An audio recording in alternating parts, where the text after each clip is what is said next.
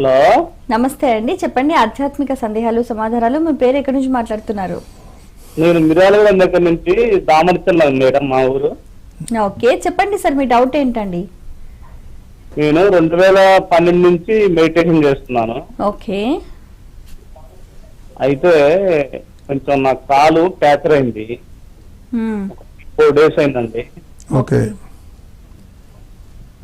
చెప్పండి. అయితే ఏ టైంలో మెడిటేషన్ చేస్తే, ఇప్పుడు ఈ కాలు కట్టేశారండి, ఓకే, ఏ టైంలో మెడిటేషన్ చేస్తే తొందరగా నాకు రికవర్ అవుతాను?